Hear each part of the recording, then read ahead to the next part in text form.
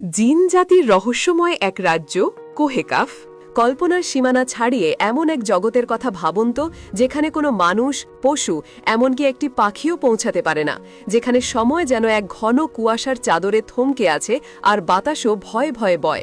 শতাব্দীর পর শতাব্দী ধরে মানুষের মুখে মুখে ফেরা সেই রহস্যময় জগতের নাম কোহেকাফ। এটি রহস্যের এক অদৃশ্য দরজা, যা আমাদের চেনা পৃথিবীর বাইরে এক ভিন্ন বাস্তবতার দিকে ইঙ্গিত করে। প্রাচীন ধর্মগ্রন্থ এবং লোককাহিনী অনুসারে কোহেকাফ হল সেসব অলৌকিকদের আবাসস্থল যাদের কথা আমরা কেবল গল্পেই শুনেছি। এখানে বাস করে শক্তিশালী জিন, দানব, অপরূপা পরী এবং আরও অসংখ্য অজানা সৃষ্টি।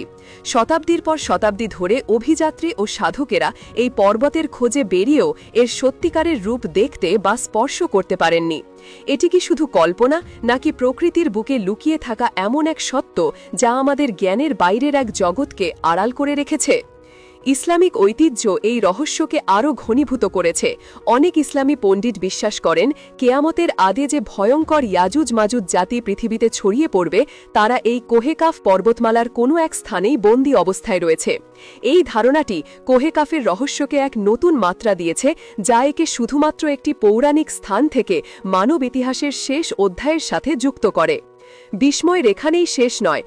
বিংশ শতাব্দীতে এসেও কোহেকাফের রহস্য ম্লান হয়নি, বরং আধুনিক পৃথিবীর নানা অমীমাংসিত ঘটনার সঙ্গে এর যোগসূত্র খোঁজা হচ্ছে। আকাশে উড়ে যাওয়া রহস্যময় যান বা ইউএফও, যার কোনো ব্যাখ্যা বিজ্ঞানীরা দিতে পারছেন না, সেগুলোকে অনেকেই কোহেকাফের বাসিন্দাদের যান বলে মনে করেন। তাদের মতে কোহেকাফের কোনো এক গোপন দরজা দিয়ে জিন বা অন্য কোনো উন্নত প্রাণী আমাদের জগতে আসা যাওয়া করে। প্রখ্যাত সুফি দার্শনিক ইবনে আরবির মতে শেষ জামানায় মানুষ এই কোহেকাফের দরজার মাধ্যমেই জিন ও দানবদের সাথে সরাসরি যোগাযোগ স্থাপন করবে। প্রাচীন পুঁথি ও কিতাবে কোহেকাফের যে বর্ণনা পাওয়া যায় তা এক কথায় অবিশ্বাস্য।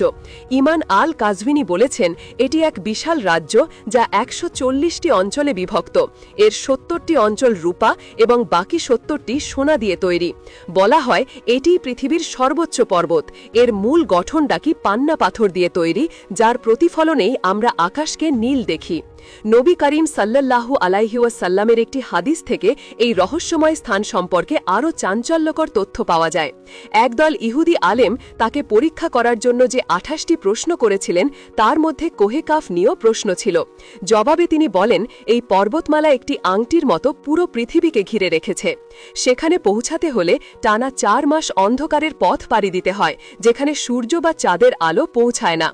সেখানকার বাসিন্দারা আলো পায় সেই পর্বতের নিজস্ব আভা থেকে। তিনি আরও জানান, সেখানে কাবলিকা ও কাবলিসা নামক দুটি শহর রয়েছে, যার প্রত্যেকটি প্রায় ৫৫০০ কিলোমিটার দীর্ঘ। এই শহরগুলোর দুর্গে ১০০০টি দরজা রয়েছে এবং প্রত্যেকটি দরজায় ১০০০ সৈন্য পাহারা দেয়। এই সমস্ত তথ্য আমাদের এক অকল্পনীয় বাস্তবতার সামনে দাঁড় করিয়ে দেয়। কোহেকাফ কি অ্যান্টার্কটিকার বরফের নিচে লুকিয়ে থাকা কোনো জগৎ, যেমনটা কিছু কুটচাল তত্ত্বে দাবি করা হয়, নাকি এটি পৃথিবীর বাইরে মহাকাশের কোনো স্থান, অথবা সম্পূর্ণ ভিন্ন কোনো মাত্রা? এর উত্তর এখনও অজানা। তবে এটি নিশ্চিত যে কোহেকাফ এক অন্তহীন রহস্যের নাম, যা যুগ যুগ ধরে মানুষকে ভাবিয়ে তুলেছে এবং হয়তো ভবিষ্যতেও তুলবে।